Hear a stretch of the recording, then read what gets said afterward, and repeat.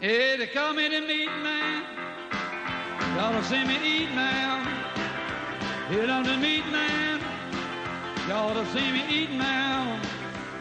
I got jaws like a bear trap, a teeth like a razor. I made tack tongue with a sensitive taster. I was born out in Texas called the land of beef. Never catch a muscle green or show no hell like a meat. I'm the meat man. You're listening to The Best Barbecue Show, the show where we talk taste and even try to cook the best barbecue in Texas, which is the best barbecue in the world. Yeah. We got a special guest here who makes the best barbecue in the world. Brad Orrison. How's it going? Yeah. Oh, it's all whole hog today, right? I've got I'm in Texas, so drinking a Shiner Bock. Cheers. Cheers. It's my boy's got a club soda. It's fine. It's in an awesome little bottle and everything now. So, when in Texas, I mean, we got to talk some barbecue.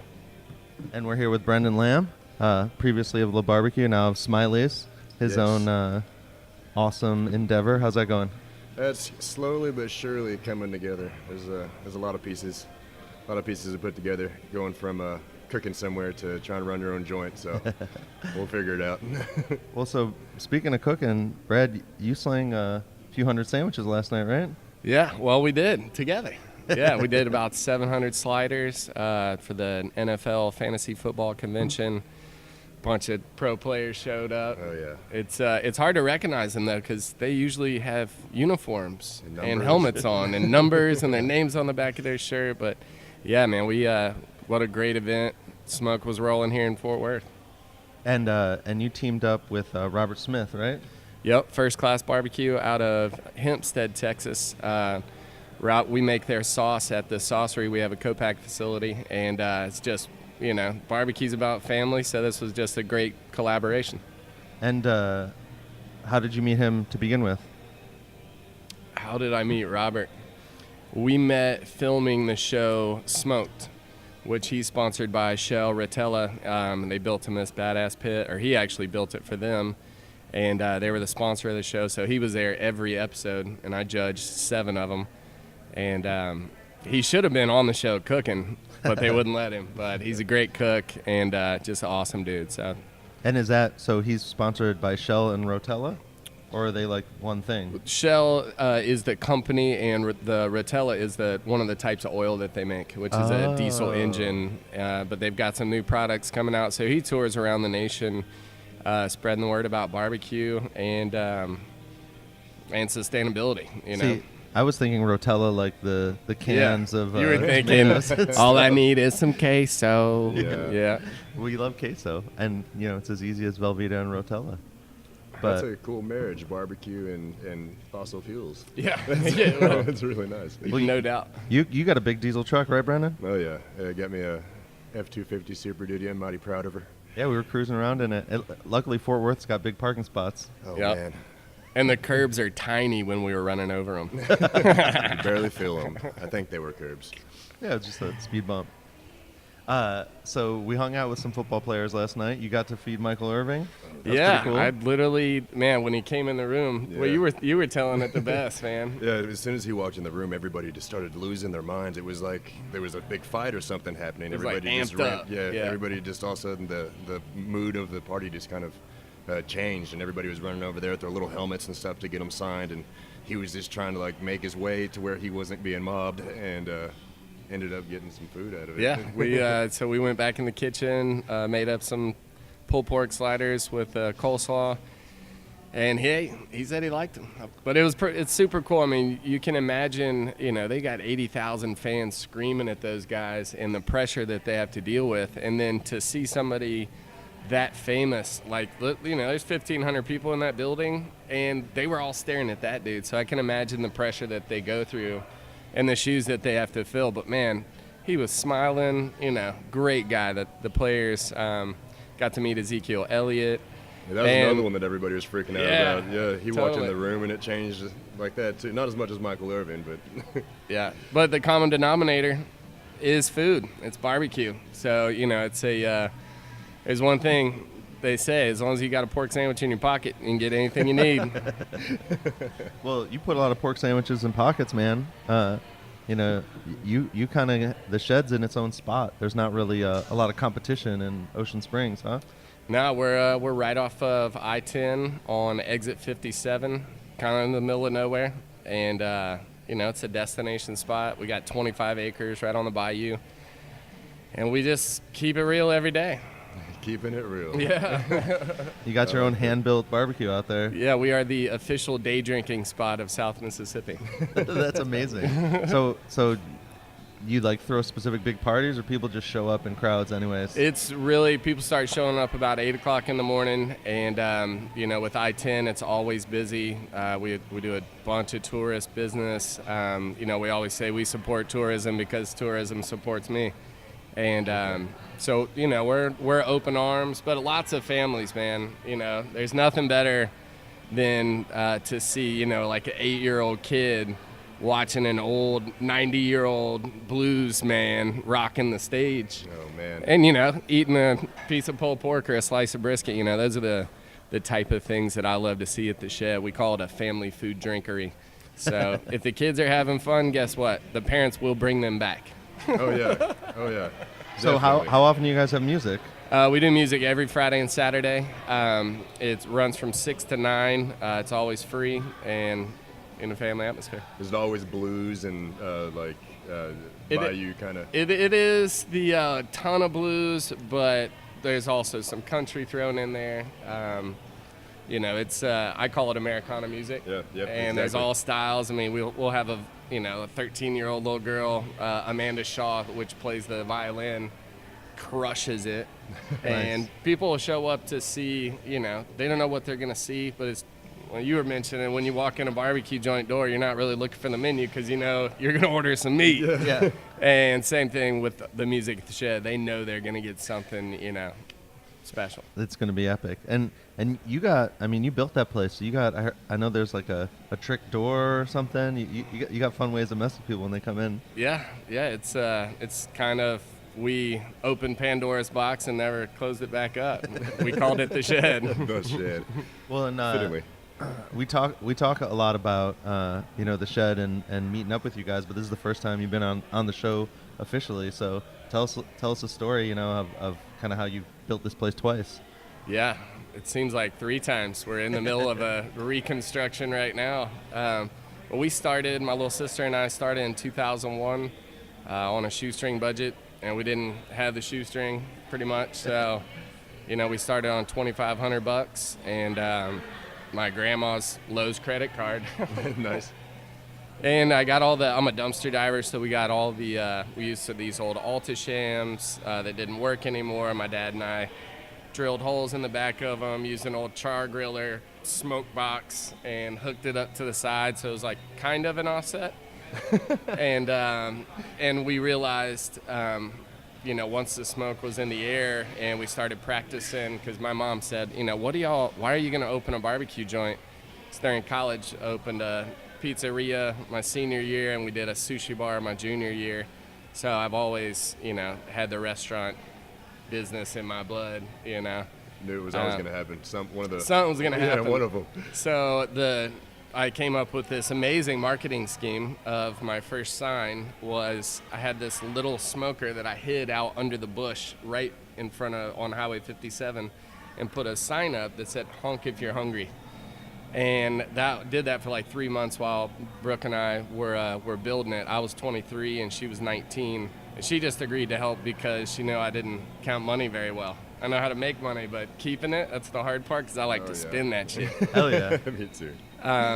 But we opened up 2 days before we were supposed to. We had a goal of doing $350 a day, and we did $500 the first day.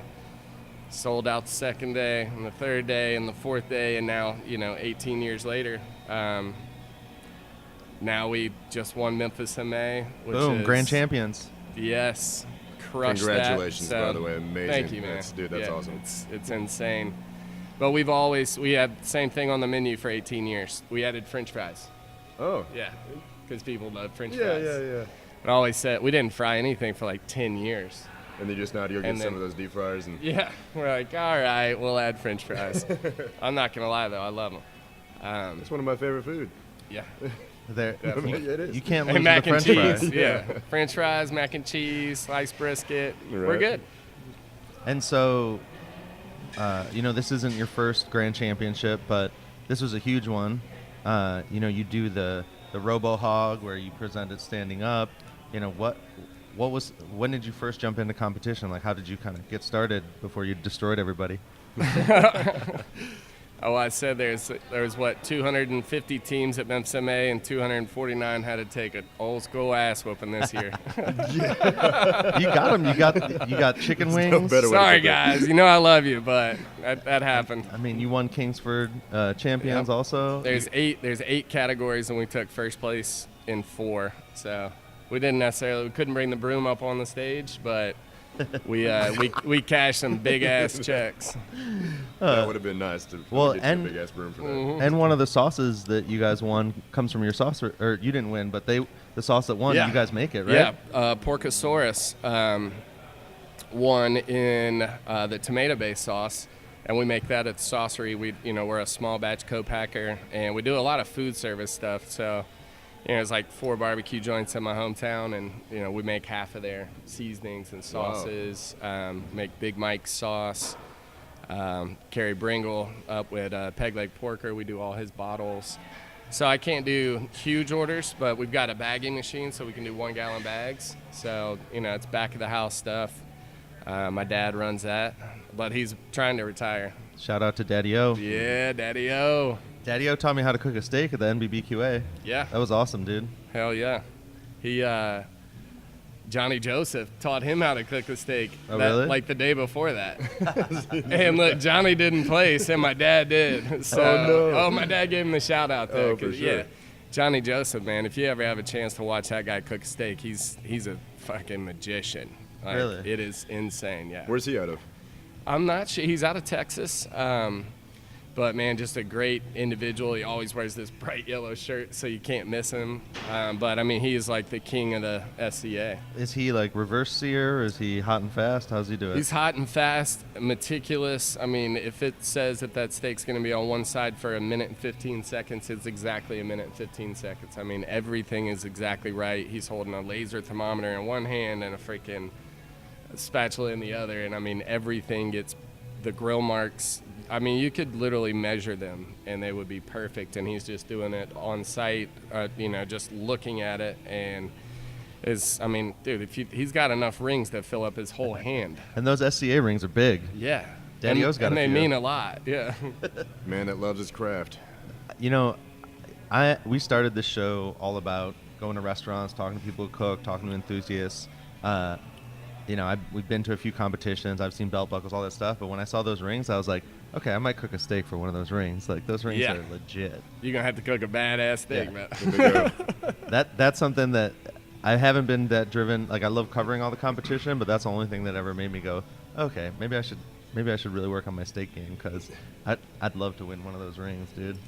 I mean, competitions are fun, and they're even more fun to win. But can you imagine how, because of barbecue competitions, how the regular, like our meals at our houses, and how many meals at houses that we don't even know have been elevated because they're watching competitions either on TV, right. They're hearing it on shows like yours, like this. I feel like we thought barbecue was going to be hot for a while and kind of just plateau off, and it's as white hot. Everybody's like, do you cook low and slow or hot and fast? Well, barbecue as a school is hot and fast right now, but we're still cooking low and slow. always low and slow. Well, you're on the stick burner. Yeah, it's still, but even, it changes with the weather. It's a little hot and fast these days. No doubt. Yeah, well, hell, the cooker's already at 110 without a fire in it. Exactly. You basically just need to, like, throw a match in there and you're good. We're just warming it up, yeah. As long as there's no lighter fluid, you're okay. Never. Yeah. Never. Don't do it. Don't do it. I've been using. I just start a little fire, and then once I get some charcoal going, and then I put wood, and I just use a leaf blower to run it. I don't even, because people use the torches and stuff. I know it's faster, right, to use the torch? I don't even use the torch. I do what you do, yeah? And then I get like a piece of cardboard and fan it until it lights up with the kindling. Yeah, and then as long as the wood's good, it's. Yeah. And there is always, if you're doing your brisket right, there's always a piece of cardboard that's got some brisket juice soaked into it. Bit. And should start a fire in a heartbeat. Yeah. Man, over at Snow's, Clay puts all the briskets on like giant cardboard, Right. and that cardboard's like more grease than the paper at some point. It's crazy. Oh yeah.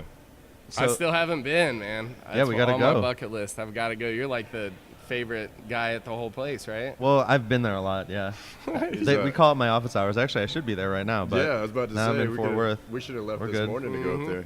We could have, man. Yeah. That would have been a mad dash. Yeah. Wake up at like 5 a.m. Yeah. Just barely make it Hey, back. yeah. How come you're not back, Brad? Well, You see what let me happened tell was- you. Here, baby, hold my beer. Y'all watch this shit. But so y'all share a few common things with Snows, including Foodie Direct. Those guys are all over the place. They do a bunch of places in Austin, and they work with you too, right? Yeah, Foodie Direct is, they figured out shipping on perishable food. So, if you've got a product out there, like they sell our ribs and a bunch of other places, barbecue, they've got desserts, they've got, it's like that when you have a place in your hometown that you just love, whatever it may be, and you can't get it because you live halfway across the world. Foodie Direct has found a way that you can order it, shows up to your house in a couple days. But they're selling $1 million worth of food for us on the internet. So it's been a profit that we would have never seen without them figuring out the shipping, because you can get it overnight for like $15. That's ridiculous. That's crazy. Yeah. And that's like basically fresh. Yeah, hey, Pretty much. Yeah. if you've ever had a rack of ribs that was a couple ribs you had left over the next morning for breakfast, they're damn good still. Sometimes the barbecue's better the second day. That's Hey, what I was about. That's no what I was doubt. saying. I wake up and It's I like enjoy chili, it more. just gets better. Yeah, hell yeah, hell yeah. Well, y'all are used to selling out. Isn't that a Texas thing with selling out on the every day? Yeah. Y'all just got people standing in line. It's like an epidemic. Yeah, absolutely. It's crazy. I'm Well- not complaining about it. That's what's going to happen here in Fort Worth when you get open, right? Yeah, I think so. That's the goal, right? Hell yeah. I'm excited, man. I Me got to too. look at I got the sneak peek of the pit, so for my big eyes pits. only. Yeah. And the Big trailer. old pits. Well, and barbecue, it is really popular, but I think part of that is because of things like Instagram. I don't think most barbecue people would be connected if it wasn't for, being able to hashtag Meatman or hashtag, cooked with smoke or slow and low, or like people are connecting through mostly pictures, but a few words, and it's amazing. Yeah, it's by far, we're at the Shed BBQ, and it's like sometimes I feel I'm looking at my own site going, oh shit, look what we did. Like wow, because with my sister and everybody posting, and our sauces are available around the nation, so Instagram has been a godsend for us. Well, and people get to see what you're doing. Like I saw your bathroom getting craned up the other day. Yeah, I got written up for a bunch of code violations. It is a shed, no doubt. The shed is the shed. Yeah, and so we had to elevate our bathroom 6 feet in the air. But you can see it on Instagram. Check it out. We're not quite done yet. All the boys, Scotty and Buggy, the whole team is there, busting ass right now while I'm sitting on a nice, cushy couch and some air conditioning, drinking beer in the morning time. But that's kind of the vibe in barbecue. You said, after you guys had the fire, people showed up.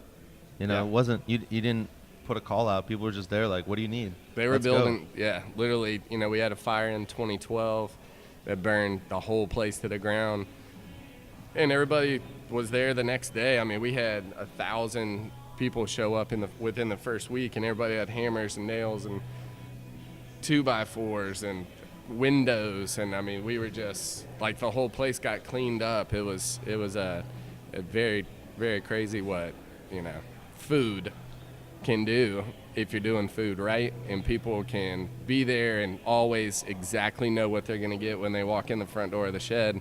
So thank God for barbecue. It's a great community over there, man. Yeah, there's a lot of we call them shed heads, but it's with my sister and I we started at a young age, so people respect that, and I had this old man come up. He's like probably 90 years old. He came up on a cane, and the day after I got written up, first front page paper, Orrison gets written up for code violations. He comes hobbling up on the porch. It's like 100 degrees outside.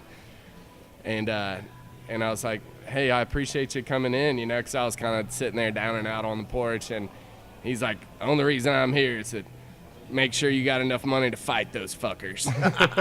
And he went in and bought his $8 pork sandwich and left. And I was like, that's why I do this. That is exactly why I do this. That's the guy right there. Yeah. That's beautiful. Well, and you know, you're very connected with Operation Barbecue Relief, and that's another place where people they don't even hesitate. They just show up, they feed people, they help people. There's this depth to the barbecue community that people just want to help. People want to throw down. People want to be a part of it, and it's a really beautiful thing. Yeah, Operation Barbecue Relief is definitely a organization. I mean, we've been in since for years and years, but you know, it's crazy to think that. I mean, you got 2 pits right now on trailers that if something happened, we could roll. And you already got some post oak in the back of your truck. No, really, he does. I just saw it. I mean, so we could be anywhere right now and helping people, and it's an organization that, you know, you hope you never have to do anything. Yeah. But there's crazy weather events and just everything happening. But Operation Barbecue Relief it's a lot of good karma there, a lot of good folks. Sign me up. Yeah. You're already in, bro. You didn't know that? Yeah. No, yeah. I'm ready for it. Yeah, anyone out there who wants to, you can go to Operation Barbecue Relief's website, and there's a volunteer form, and they're just amazing at connecting people with a skill to who they need on the ground. I mean, they sometimes have to open 5,000 cans of tomato sauce. Yeah, like they have problems. I've personally opened at least 5,000 cans at the Hammond. Man, we had a bunch of the sheriffs were out there, and I mean, these guys were working, and you know, you never know it's crazy real until you're working next to somebody and you're like, so where are you from? And they're like, oh, I'm right down the street. Like, oh, well, how's your house? Oh, it's underwater. Yeah. Like, and you're here? And he's like, man, this is my community. Yeah. I'm like, wow, you know, your house is underwater right now, and you're here helping these people. So these are my neighbors. Is he? You know. Where else would I be? Yeah, where else would I be? So, OBR, but that's the way you got to do it. Now you got to register. You can't just show up on site and expect to be a volunteer. You got to register. Things are getting legit. We got some new semis this year that Seaboard and Prairie Fresh donated to the game. So, I mean, we can go out. We can do, you know, our biggest day is 42,000 meals. Wow. Oh, man. So it has turned into a beast. I mean, we're almost at 2 million meals right now. Okay. Collectively.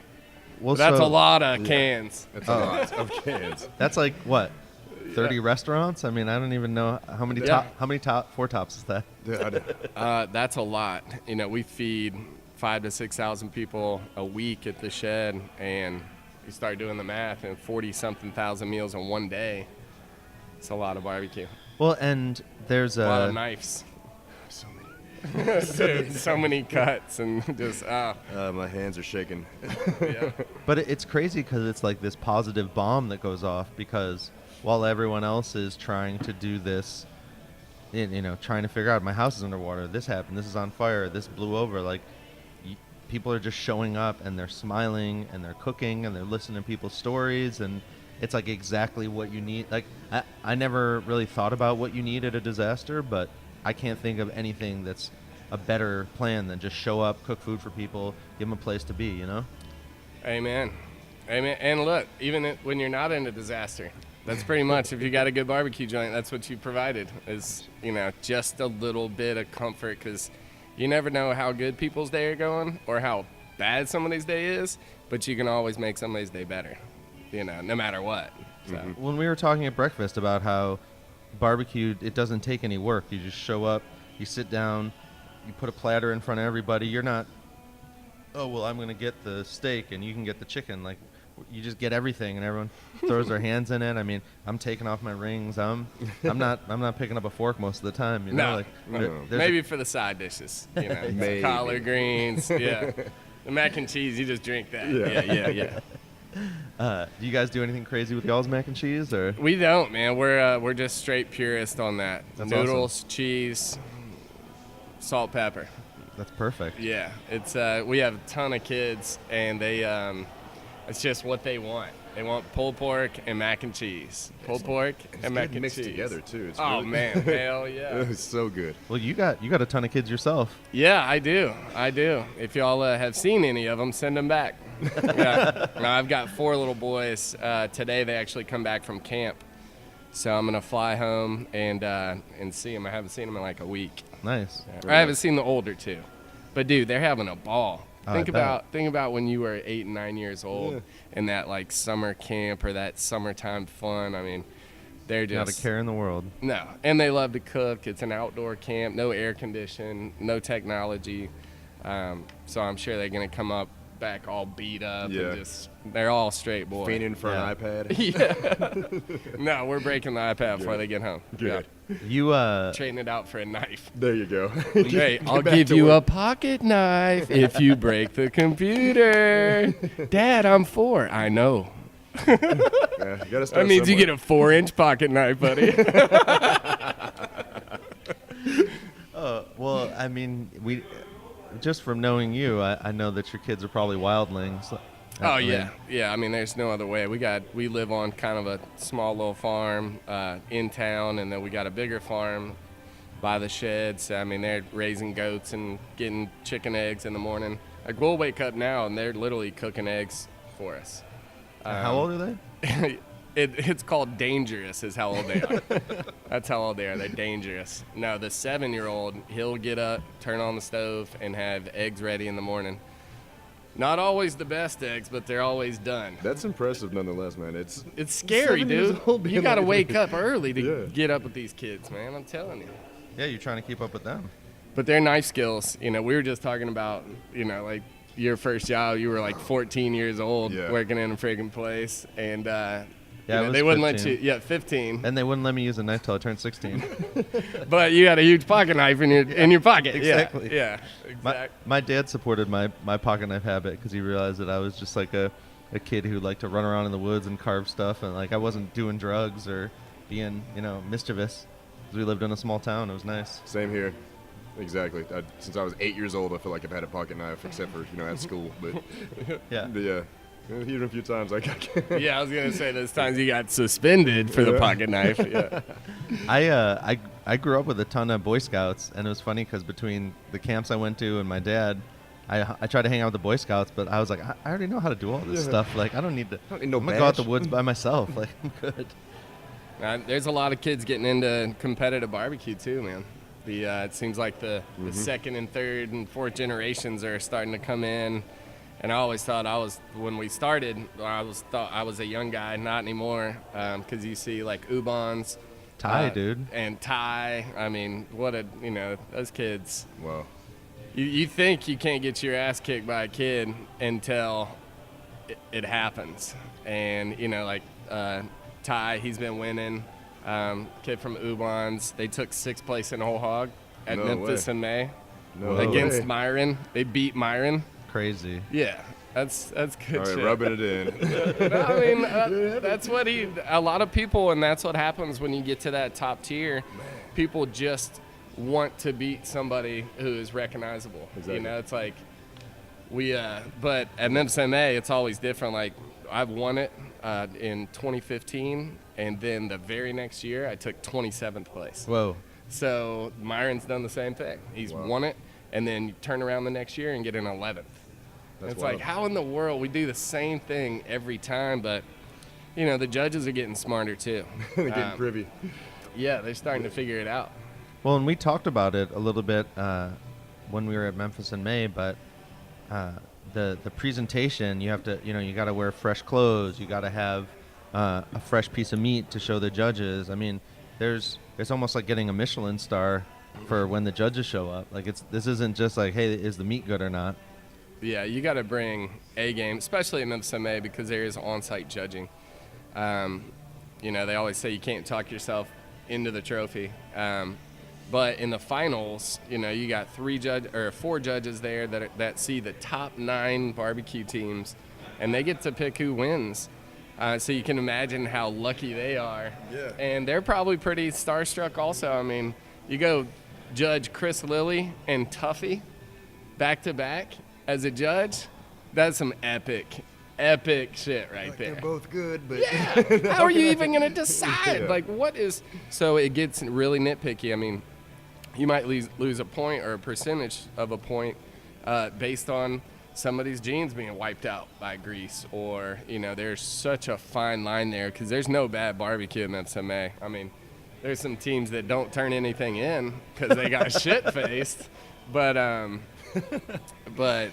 guaranteed if you're in the finals, I mean, that's a hard job. Well, and just in general, we were not expecting Memphis in May to be, I think like half the teams didn't turn in at some of the nights. Like we've been to San Antonio and Houston, a couple other competition, and it's like when it's time for turn in, you better stay like along the side because people are running down every path, every road. Yep. And there just wasn't that vibe there. The vibe was just like it's a party, and some people are cooking barbecue, and some people just have a 3-story bar. Yeah, with a stripper pole in it. Yeah. Was there stripper poles there? Yeah. I didn't even catch that. There's, I can't tell you about it, but no. There's definitely party teams. I mean, no doubt.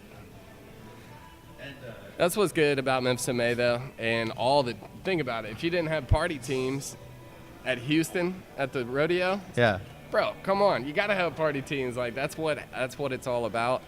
But we buckled down, man. We showed up this year. We rented a big ass house. We had the whole team there. We had ping pong tables, shuffleboard. I mean, we just had this competitive vibe, And my mom and dad, they're competitive. We were talking about this last night, and my sister. So the whole team showed up, and we try to have no drink Fridays, which doesn't work. But we try to hold out because I'm a day drinker, and try to hold out as long as we can because it matters so much on Saturday morning.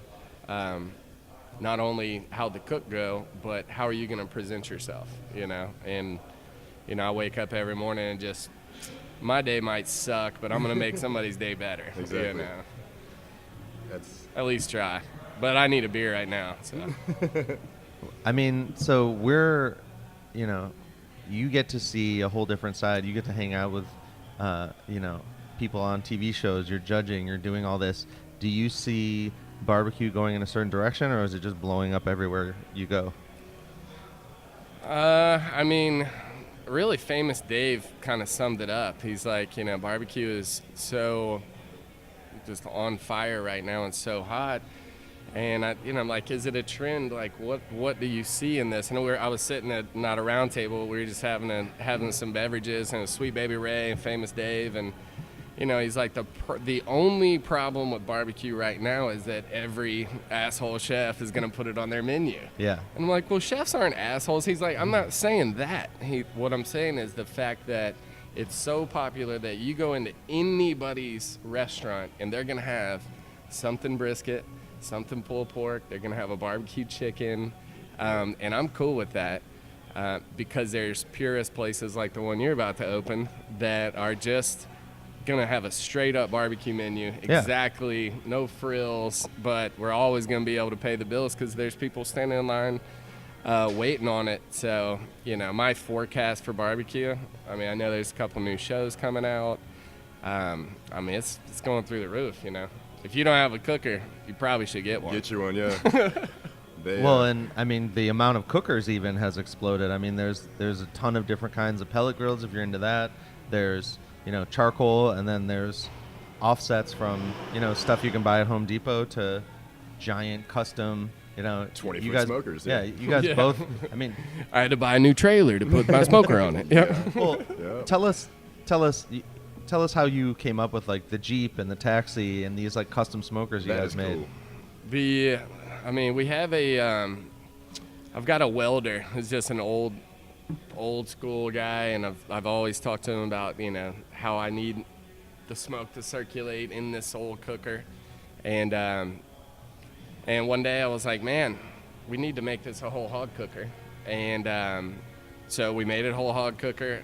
First hog that we ever cooked, the backbone went down on it, and the judge is like, we did get third place that day, but there was only 3 teams. And he's like, that'll never win. So we invented this thing called the Robo Hog, which is just like a skeleton that the hog sits on, and it literally looks like it's standing there. Can check out, well, you got some. Yeah, I'll cut it into the video too. Hell It's yeah. really cool. The Robo Hog. Yeah, man. It So blew me away. it's, we use an injection on the hog, and it literally, like, it looks like there's just juices underneath the skin. Well, I mean, you take the skin off in one big piece. Yeah, we saved it. We saved it this year. I had a few. We did one for Man vs. Food and actually tattooed the logo on the hog, and I had like 3 of them. And when we had the fire, they burned up. So this year we had to commemorate the whole hog or the win with saving the skin. That's the only thing that, like I say, how could I improve our hog is I wish that I could get the skin crispy like Sam Jones does, and it's impossible for us to do. It's nice and golden and pretty, but if I could reach out there and, oh man. And just like chicharron it. Yeah, Yes. I mean, we've tried to blowtorch it. We've tried everything. It's just, because we always make sure the hog's super dry. The skin is dry when we put it in. Try not to put any holes in it. Yep. Until How does Sam Jones do it? Sam Jones cooks over live fire, flips it, he cooks with a shield, and then when he turns it over. Yeah, I saw him cooking a hot luck. Yeah, once he turns it over and goes direct with that, I mean, he's already salted the skin. I don't care, man. Sam Jones could fart, and I'd stand in line to smell it. He's awesome, man. Yeah. He is awesome. And he's just old school, like. Oh, have you ever seen him karaoke? No. Bro, he crushes it. Really? Oh, dude, if you dude ever can have a sing. chance to hang out and listen to Sam Jones, he's amazing. My heart's out of the running, true love scratch for another sing. The race is on and it looks like heartache, and the winner loses all.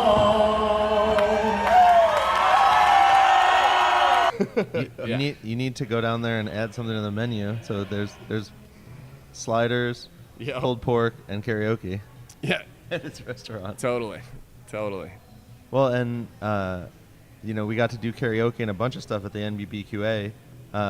Do you get to interact with a lot of other cookers? Do people come visit you in Mississippi? I mean, I know you got a team that spans the whole nation, so those Yeah. guys are probably coming and going all the time. Yeah, we've got some classes coming up in the fall, and people are just, because the shed is a real place. It's not just a TV show. It's not just a barbecue joint. It's a front porch. It's where people come and talk and hang out and enjoy, what right now is 115 degrees and Oh, about man. 9,000% humidity. But we're right on the water, and some people just show up and drink a beer. Other people show up and order a brisket sandwich, and they've done that same thing every Tuesday for 18 years. I'm like, man, you should try the ribs. I'm like, no. I just want the brisket sandwich. I'm like, why don't you try something else? And they're like, I don't care about those ribs. yeah. They're like, no, I'm not going to try anything. So, that's what that consistency, and we're open 7 days a week. And we're really trying not to change it. They say the third generation is usually the one that messes it up. Yep. And we're first generation in this thing, and I'm just trying not to mess it up. Somehow we got lightning in a bottle, and we're just trying to keep it there. If it ain't broke, don't fix it. Right. Unless the county code commission wants you to, and then you gotta freaking change it. Well, tell us the story, because I heard you had to pay some pretty hefty fines for that Oh one. yeah, I had a hefty fine. I got 2 written up for code violations because I really did not get a permit to build the place. So it's like self-inflicted wound. 2 days on the front page of the newspaper, and my fine was $35. Oh, yeah. Thank you. I paid it twice. Happily. There you go. Was there a certain amount of shock when they told you what the fine was? I think even the judge was appalled that it was $35. That was, everybody's expecting. I was expecting $30,000 or $40,000. But good thing is we got it worked out. We came up with a plan that everybody liked. So that's raising up the bathrooms. That's my last thing that I have to do, and then I'll be in good graces. Good. But I've lived my life in detention and suspension and a couple nights in jail, so I've been in trouble the whole time. So this is just par for the course. Is that a like a water pressure thing, or what made you have to lift those up? It's because we're right on the bayou, so when there's a flood, they want it to be above the floodplain. Oh, that makes sense. Yeah. Yeah, you don't want that going back. But I'm in like, there. the bathrooms? Really? Like, why? But it's not for me to ask. It's just for me to do. So I was thinking we'll just build a bar underneath the bathrooms, call it the poo bar. Come on out and get foo-barred at the poo bar. Yeah, I mean, if you think it's a good idea, hit me up. Well, that's kind of the beauty of what you all do, is that no matter what gets in front of you, you just smile and go, all right, we'll do this too. It's part of it's par for the course. It's just like, what do? We maintain fires and we cook food, and, life is just like a fire. You got to maintain it. And so it's just, sometimes you got to add a log to the fire. Sometimes you got to take one out. So just finding that middle of the road, exactly what's going to work. Sometimes you don't have to figure it out because they'll figure it out for you. Well, and do you think a lot of this comes from kind of doing what makes you happy at such a young age? Or, I mean, like, I'm not going to tell how old you are, but you definitely don't look your age. And I think that comes from just smiling all day, right? Well, I got to pick, I went to college, got a couple degrees, and I got to pick what I wanted to do. And so the hardest person to explain yourself to is yourself. So, when I get up every day, I don't come up with these negative ideas. I come up with like a positive idea. Like, even though I might have stubbed my toe and it freaking hurts, well, I still got to go run the freaking race, So it's just self-motivation. And when I see kids and adults enjoying a sandwich of some sort or cold beer at the place, or talking about it, or going to another barbecue joint and, posting that they ate there. It's like, that's what this is about. So the smiles are real. Well, and it probably helps, Mama Shed's always killing it. I mean, she just has her own energy. Daddy-O's his way. Brooke, is a little more serious, but you need that too. Oh yeah. But y'all do everything from cook to go boating. Like, it just seems like you're living the life in Ocean Springs. It's a good place. It's a good place to live. It's not too expensive. Brooke does have some badass boats. Her husband is a charter fishing captain, like the best charter fishing captain on the coast. And they just got this new one that is just sick. I mean, fishing, like, man. Ostrich skin seats. Brooke actually is the record holder for the largest shark ever caught in the Mississippi River. No way. Yeah, in the Mississippi River? Yeah, people don't understand that barbecue lifestyle has to involve fun. If you don't have other hobbies and other interests, then it's gonna hurt you. It's gonna break you. Like, you gotta have. So Brooke's interests are boats. Mine's like tractors and 4-wheelers and shit. I'm not that good of a driver, but they're fun. I can plow a field. Yeah, hell yeah. So do you guys when she catches these big fish, you guys cook them up? Yeah. Her one of the boats is called the Freak Show, and it's got like 4 350 horsepower engines on it. It's freaking sick. But they just caught twin 500-pound bluefin tuna. Twin. Just out of the Two Gulf? 500-pounders. That's so ridiculous. They go from Mississippi. They roll out to Chandelier, which is right out the Mississippi River off of Louisiana. And then from there is where they run out another 60 to 80 miles. And yeah, I mean, it's just like you're sitting on the beach in Cancun, dude. The water is crystal clear, blue, and they just hooked up. And the clients they had on the boat didn't want any of the fish. What? Bro, they had one fillet that's 89 pounds. The fillet. Oh my God. It was insane. And the guys were like, no, we're good. We don't want any. You don't need any food now for a good. Yeah. Yeah, the pictures are on the Instagram account. It's insane to see, but we live vicariously through a lot of other people too. It's I got buddies that are opening barbecue joints right now, or figuring out how to open one, or just enthusiasts that want to buy a new pellet cooker or a new char griller or a new. They're just looking to add a barrel cooker to their arsenal. Oh, well, I've got a propane grill, but I need a stick burner because I saw this on TV. Exactly. And, people are adding to their arsenal. Everybody says, well, what's the best cooker out there? I said, well, the best cooker that I know of is the one that I'm standing in front of, because that's the one that I'm going to use and I'm going to master, So I just say keep adding to the arsenal. Like, if you got one, go use it. I know you're itching to freaking get those new ones you got fired up. Oh, man, I've fired them up a few times so far, and I haven't got, to do a full cook, the full pit. You just standing out there staring at them, just, look, in awe. Just throw wood in it sometimes. Just go through the motions. Hey, no problem. I like it. That's called mastering the fire. Yeah. You don't need any practice, though, bro. You got it down pat. I got it down. Yeah, at first, when I first started, I was a firefighter, Really? It goes out. Yeah. Every time I kept on messing it up, but I got it down by now. Well, and so are you doing any pop-ups in the near future, or are you laying low until you got a space? Kind of laying low. I'm doing some stuff for, family and friends Cool. and stuff like that. Like private catering, stuff like little that? private caterings, but there's a few other ones that are here and there, but it's nothing for the public yet. Nice. Well, Yeah. I know any party's going to get better when you pull up with a 1,000-gallon smoker behind you. Oh yeah, it's normally a spectacle. And I like the fact that y'all, you didn't paint them or you left them with that green patina. I love that. Yeah, man. Jimmy at Primitive Pits, he's doing that.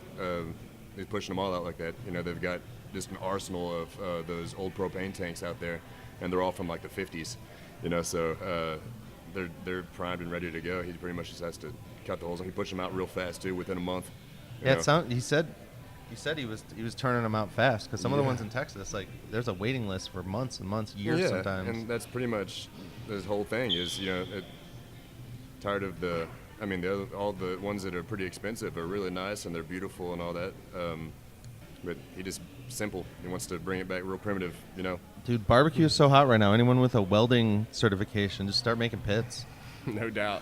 You can come by the shed. Yeah. Check out our Willis that we did. We did one for the 3 Taxi guys. That's a taxi cab that was also in the finals this year at Memphis MA. We had my three best buds. We're in it. And I told Boar's Night Out, who was also a Whole Hog finalist this year, I told him at the National Barbecue Convention, I was like, guys, all you got to do if the final at Memphis MA, and this hog will win. And Eric's like, yeah, as long as you're not in the finals. And sure enough, this year we were in the finals. And, you hate to see your friends lose, but somebody had to walk with the trophy. And those guys actually came up after the booth, and we realized that all three of us, we had all 3 trophies there, first, second, and third place, and the grand championship. And we all cooked Compart family Duroc hogs. And so to see Mr. Compart there, dude, couldn't get any better. I mean, he's got that's on top of the world. Duroc's great. You can't get any better And they were results than to get all 3 categories and walked with the grand championship. Right. But that Compart meat, it's legit. Well, and they're like celebrities there because everyone cooks with their pigs. So everywhere they go, it's just so fun to watch, because we were backstage where everyone's taking the pictures, trying to interview y'all and interview the different winners. But it was like we had to get in line because everyone was celebrating the shed. Like, it wasn't like you guys won and then everyone else just walked away with their heads down. Chris Lilly was giving everyone hugs. Yep. Everybody was just having a party. Like, everyone who won and people who lost or didn't place at all, they still wanted to come up and shake your hand. They still wanted to see the trophy. They still want to take selfies. Like, there's a certain level of sportsmanship that there's not a lot of bad blood, and it's a beautiful thing to watch. There's definitely some babies in barbecue. There's people that talk shit, and that's fine. Just as long as they're talking about us, whether it's good or bad, that's good. It's a good sign. Right. But there's so much camaraderie, and everybody wants to. In order to be a good loser, you got to be a good winner. And if you lose, the way you win is you go congratulate the winner. And there was a lot of that this year, man. And especially like with my mom, some people like me, some people like my sister, some people love my mom and dad. So there's a varied audience of people that if you can't hear your own name called, you at least want your friend's name called. Exactly. And we got a lot of friends out there. Well, and you also have a lot of friends in you had Kingsford, you had Rectech, there were those ceramic grillers. Yep. I mean, Vision grills. You guys partner with so many good companies, so when you win, so many people are winning. Yeah. We had Chupacabra Rubs this year. He came in as a sponsor, which that stuff is awesome. If you haven't tried the Chupacabra brand, dude, they're amazing. We used it on our chicken wings this year. Took First place chicken trophy. wings. We used it on the whole hog this year. We lay bacon out on the frame of the Robo Hog, and I seasoned the bacon. And then when we had the hog upside down, when we actually seasoned it, we do 2 rounds of the seasoning. So you put bacon under the hog? So essentially, what we're doing is we're trying to protect the loin. So the way that we do that, because you got to turn in the ham, the shoulder, and the loin. So we need the loin to be perfect. So in the Robo Hog, we've got a pan that we actually put frozen compound butter, and fresh herbs, and then super cold bacon. Yeah. To where that takes, let's say 2 hours for that to melt. So it's protected that loin. It's just right under the loins, and that's one of the things that we had to figure out over time. Our first Memphis MA was in 2005, and we've taken 2 trophies every year that we've been there. And then this year, we won the poultry category. We won beef, chicken wings, the hog. We won best booth a couple years. So we're really trying to be the first team to win every category at Memphis MA. We got to win exotic, seafood. And I don't know why, but with seafood, I mean, it seems like we would be able to do it, and we cook seafood all the time. But that category, you're like, do you put a whole bunch of stuff on there, or do you just turn in, like this year, we just turned in straight up Alaskan king crab legs. We came in 7th. But 7th place is the 6th loser.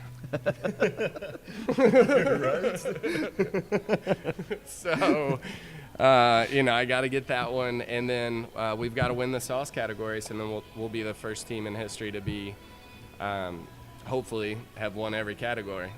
Well, and let's go back, because you're just doing this magical hog where you're putting cold stuff on the inside. Like, are you just experimenting all the time? Like, how often do you cook a whole hog as a test? We do a lot of hogs for weddings and big catering events.